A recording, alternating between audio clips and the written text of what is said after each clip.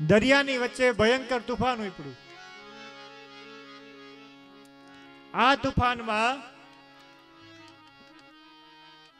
કે જેનું નામ ન લેવાતું, જેને બધા કહેતા કચ્છની ધરતીનો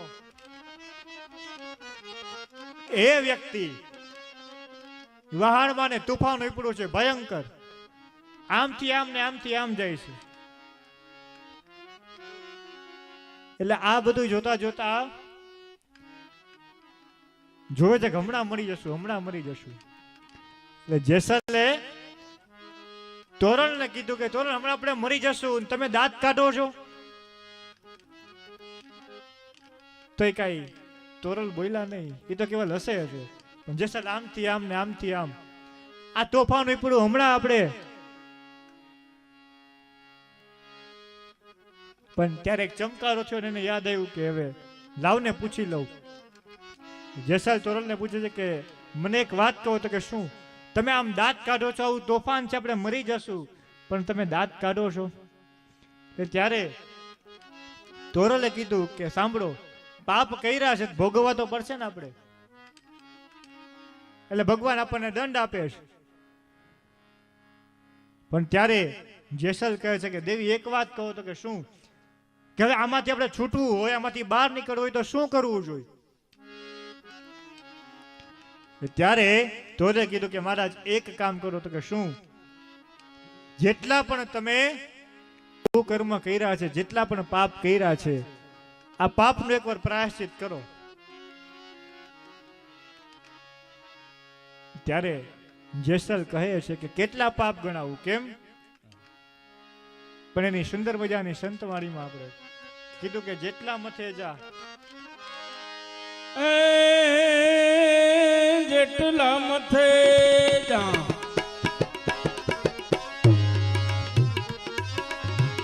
વાળ સતી રાણી જેટલા મથે જા, વાળ રે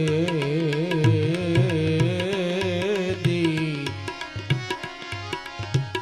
એટલા તે વકરામ મેં કર્યા, તોળાંદ એટલા તે વકરામ મેં કર્યા, તોળાંદ રે મદેસલ કે છે દી. બાપ તારો રે પ્રકાશ જાડેજા, ધર્મ તારો સંભાર રે દી. તારી દેડલીને બુડવા નહીં દવું, તારી નાવડીને બુડવા નહીં દવું.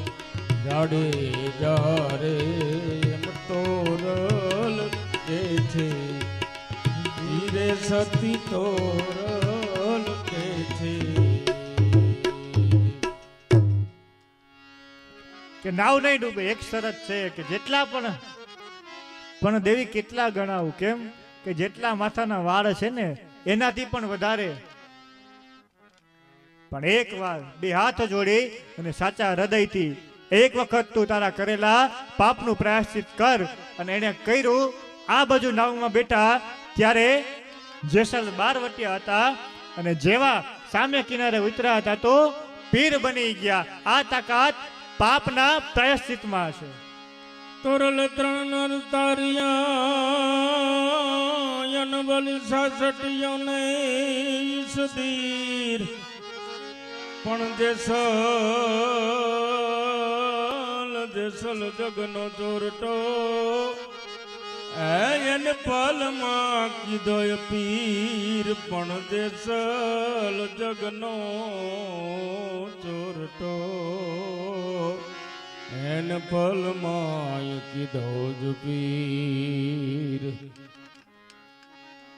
પાપના પ્રાયશ્ચિતમાં આટલી તાકાત છે.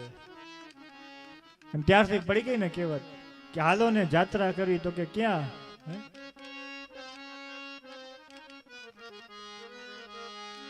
અંજારની. હાલો ને અંજાર મુંજા બેલીડા, એ હયડા હાલો ને અંજાર. આવી જાત્રા કરવારે જે સલપેરની રે બેડલો